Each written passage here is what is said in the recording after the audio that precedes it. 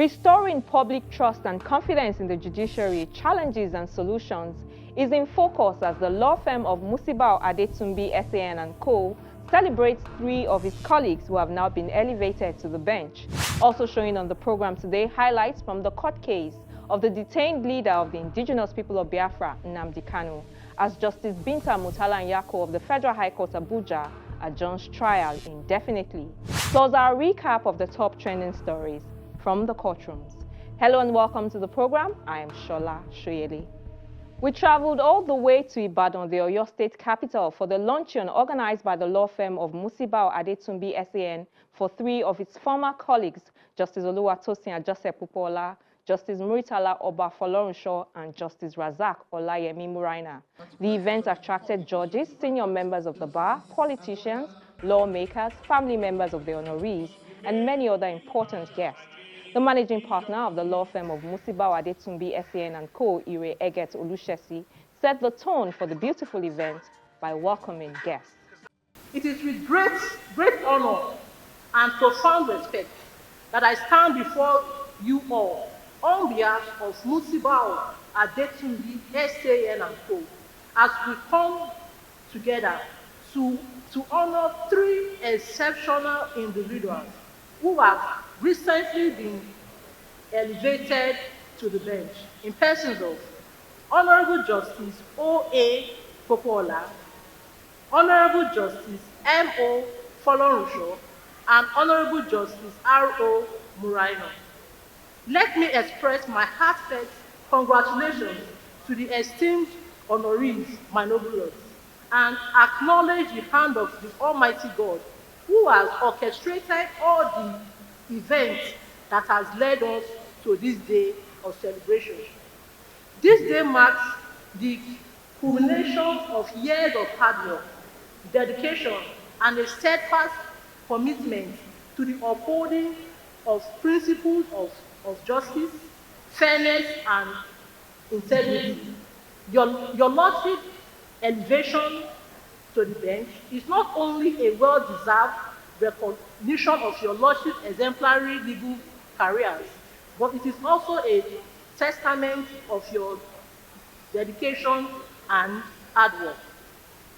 In addition to the personal and professional milestones that we celebrate today, we also recognize the profound significance of your elevation to the bench for our legal profession and society at large.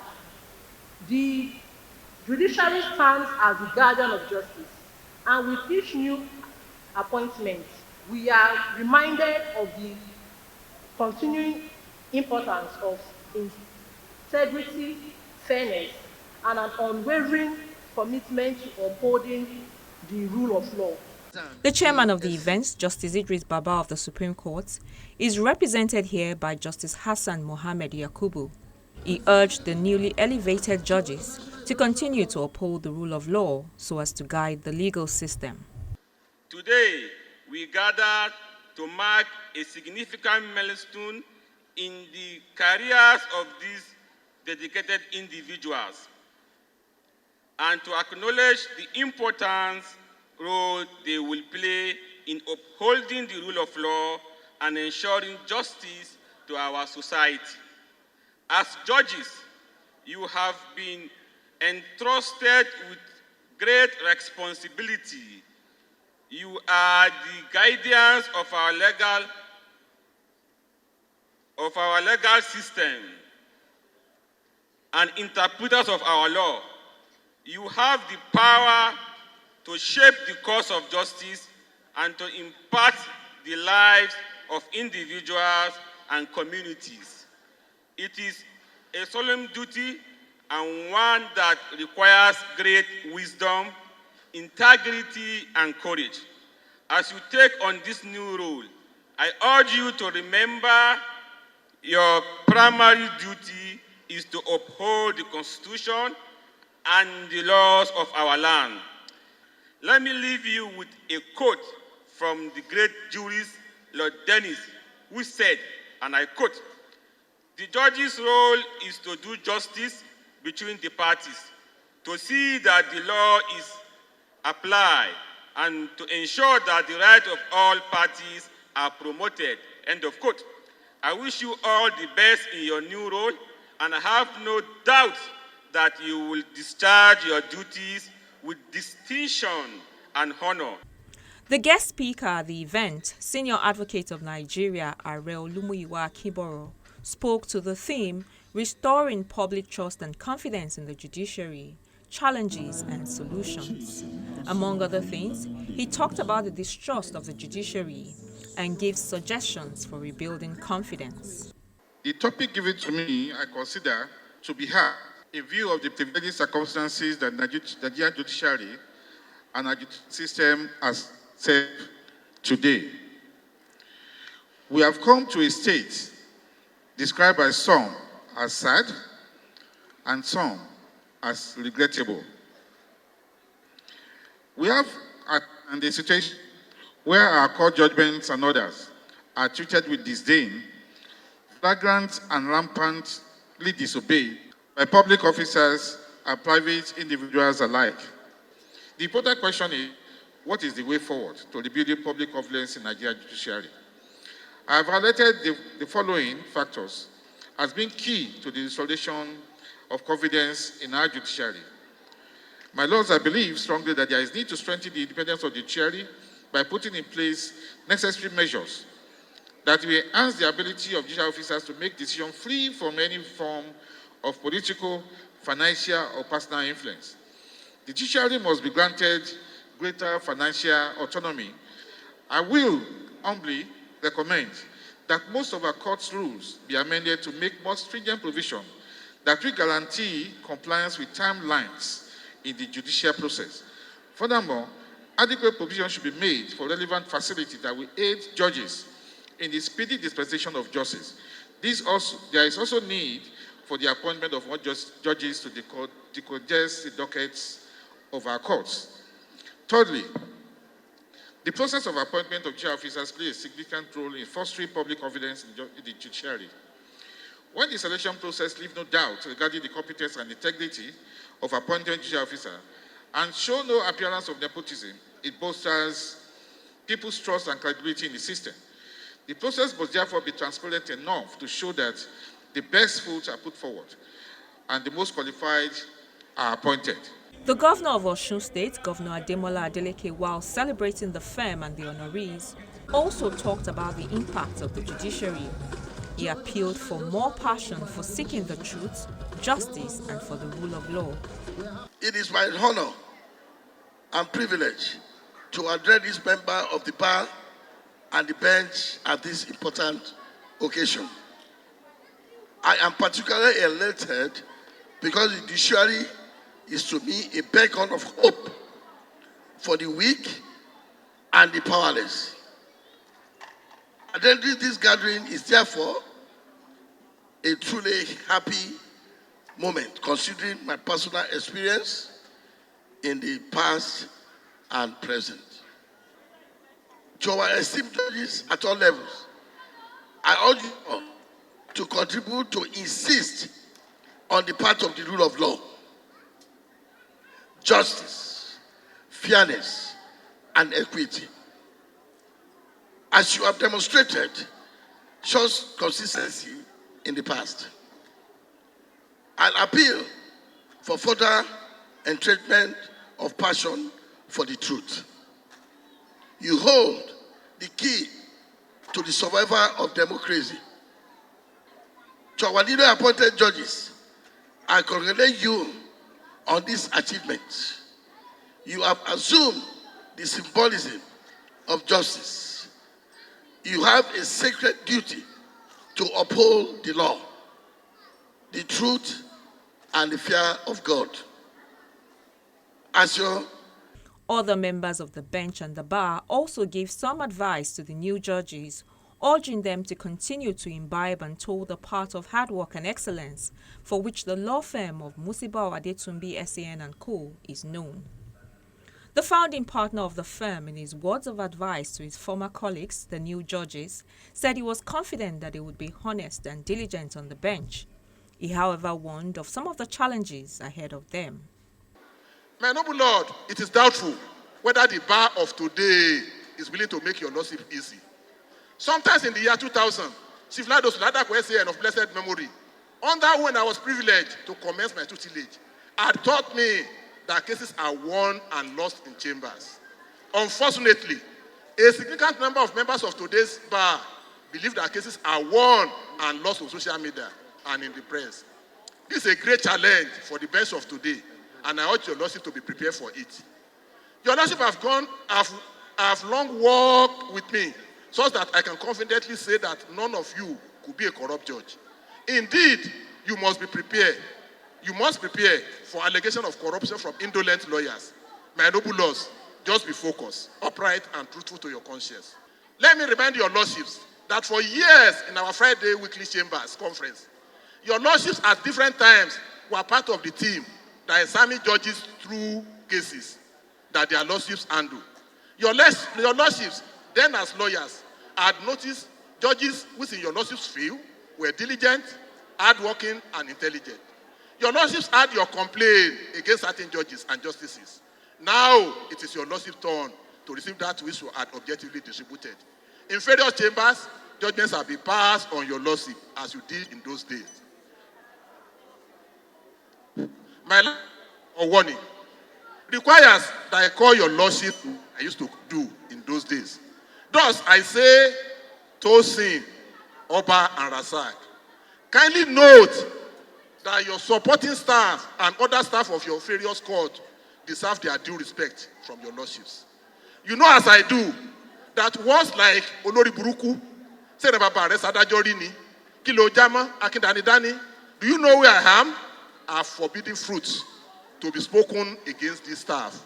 Eruni Baba, Onalujin, Baseberu, Benela Boma.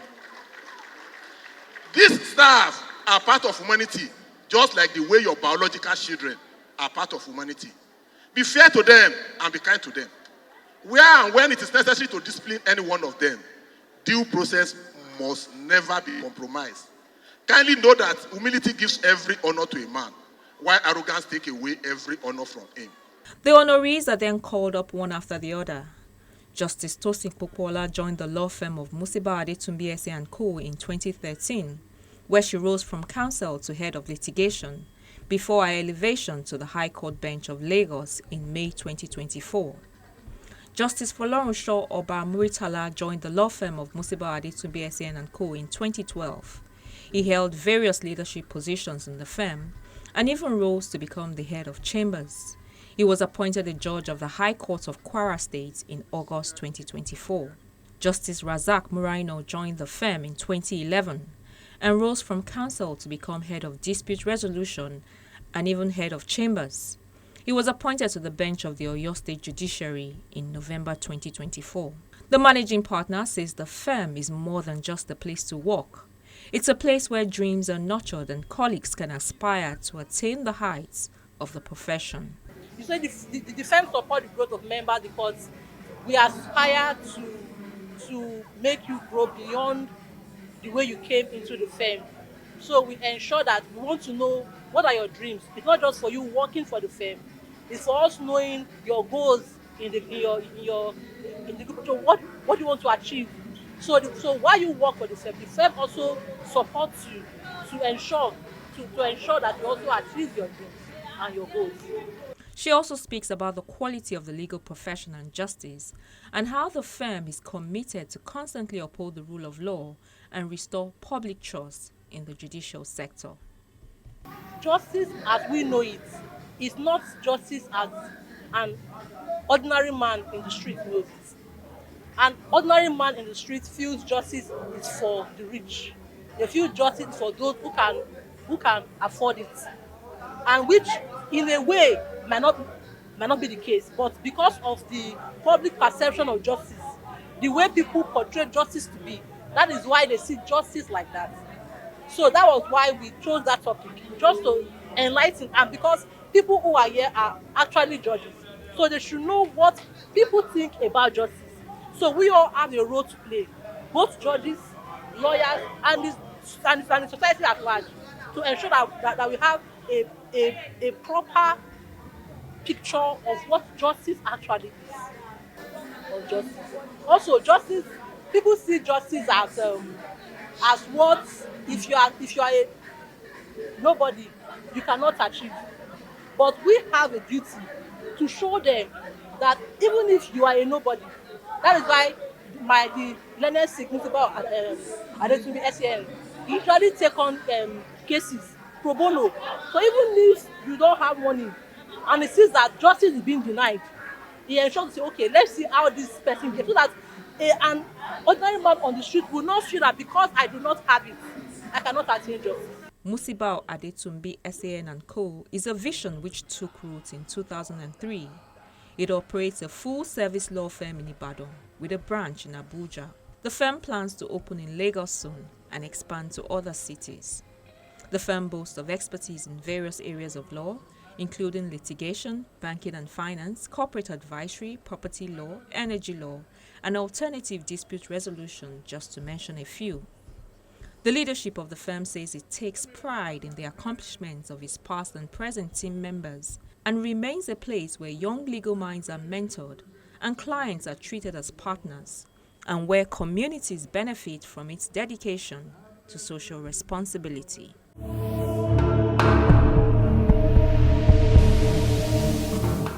Justice Binta Nyako of the Federal High Court Abuja has adjourned the trial of the leader of the indigenous people of Biafra, Nnamdi Kanu, indefinitely.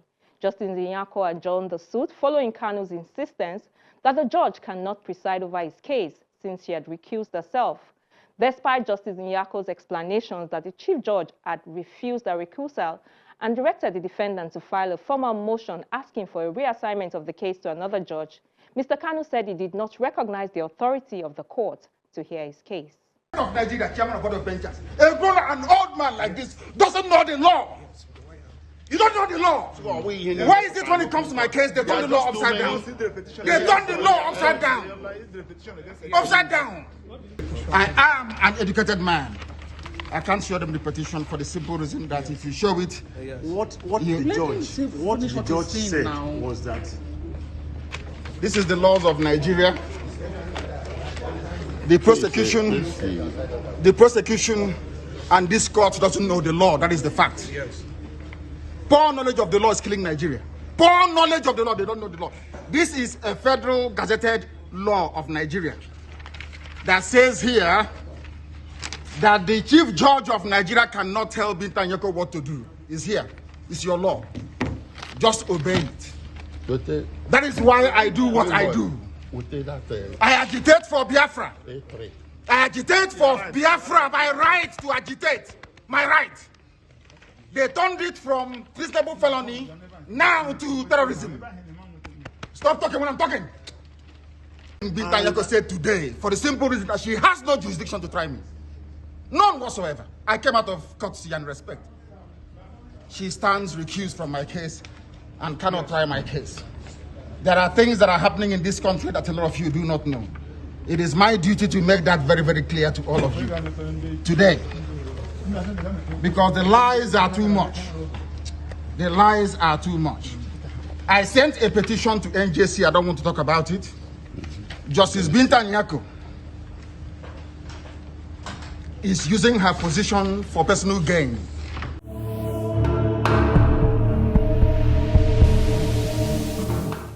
And just before we go, a quick look at some of the stories we tracked at the court.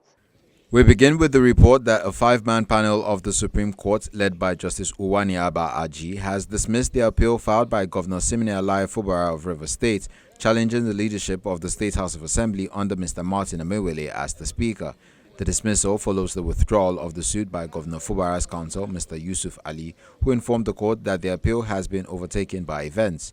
Delivering the ruling, Justice Uwani Abba Aji imposed the cost of 4 million naira fine on Governor Fubara, payable to the Rivers State House of Assembly and Martin Amewele. After hearing 6 other appeals bordering on the defection of 26 lawmakers of the Rivers State House of Assembly and other matters, the Apex Court reserved judgments to a date to be communicated to the parties. From the Supreme Court, we move to the FCT High Court, Kuje, where Justice Chinyere Chionu has shifted ruling in the bill application of the former Executive Secretary of the National Health Insurance Scheme, Professor Usman Yusuf, who is facing corruption allegations, to February 27. Justice Wechionu ruled that the defendants be remanded in the Nigerian Correctional Service facility in Kuje FCT pending ruling on his bail application. The Economic and Financial Crimes Commission (EFCC) had charged Yusuf with 5 counts bordering on alleged embezzlement and conferment of undue advantage to himself as the boss of the NHIS in 2016 by approving the purchase of a vehicle at the cost of 49,197,750 naira against the budgeted sum of 30 million naira. The EFCC also accused Yusuf of retaining a private interest in a corporate entity known without due process, awarding a contract in the sum of 10.1 million naira in favor of the said foundation for the purported training of 90 persons when the actual number of trainees was 45. The defendant pleaded not guilty to the charges. At the Edo State governorship election petition also sitting in Abuja, the tribunal has adjourned proceedings to March 3rd for parties in the petition to adopt their final written addresses. The adjournment followed the decision of the All Progressives Congress (APC) to close its case without presenting additional witnesses in defense of the victory of the Edo State governor, Monday Okpabolo. On Wednesday, the APC had said they had 28 witnesses lined up to testify and defend Okpabolo's victory, but presented only 4 witnesses. During Thursday's proceedings, however, APC's lead counsel, Ferdinand Orbi, announced that the party would not be calling any additional witnesses as previously stated. He told the court that the documents which they seek to rely upon to defend their case could not arrive from Benin City, hence they couldn't proceed with the case. In Lagos, the Special Offences Court sitting in Ikeja has convicted and wound up a company, Sigma Gulf Nigeria Limited. The court also ordered the forfeiture to the federal government all rights, titles and interest of the company in 6,250 million units of Keystone Bank Limited's ordinary shares of 1 naira each. Justice Rahman Oshodi handed down this judgment as part of the terms of a plea bargain agreement between the company and the Economic and Financial Crimes Commission (EFCC) after the company pleaded guilty to conspiring with former AMCON boss Ahmed Kuru and others to covert AMCON funds to the tune of 20 billion naira for the acquisition of Keystone Bank. And we round off with the report that the chairman of Honeywell Group, Oba Otudepo, was absent at the Federal High Court sitting in Lagos for his arraignment on the charge of allegedly obtaining the sum of 12.3 billion naira from First Bank under false pretenses. His co-defendant, the former managing director of First Bank, Olabisi Onosanya, was however present in line with the commitment made by his lawyer at the last adjourned date. The third defendant, a former member of the board of Honeywell Flour Mills PLC, Soji Akintaya, was also present in court. Senior Advocate of Nigeria, Wole Olanikbekun, who represented the first defendant, informed the court that his client, Otudeko, had left Nigeria on January 16, 2025 for medical treatment in the United Kingdom, arriving at Heathrow Airport the same day. Olanikbekun emphasized that Otudeko left the country lawfully and did not abscond. Counsel to the EFCC, Senior Advocate of Nigeria, Rotimi Oyedepo, then asked for an undertaking from the first defendant, Otudeko, on when he will be back in the country so he can face his arraignment. Counsel for the second, third, and fourth defendants, Senior Advocate of Nigeria, Olashuko Shashore, Kende Ogunwumiju, and Ade Adedeji, in their submissions argued that the various applications challenging the court's jurisdiction should first be heard and determined before arraignment. The EFCC counsel, however, asked the court to discontinue the arguments and cited the case of Yahaya Bello and Section 396, subsection 2 of the Administration of Criminal Justice Act 2015, which provides that any preliminary objection to the validity of the charge can only be heard after the plea has been taken. After hearing arguments from all parties, Justice Aneke adjourned until March 17 to rule on whether to hear the arguments challenging the jurisdiction of the court.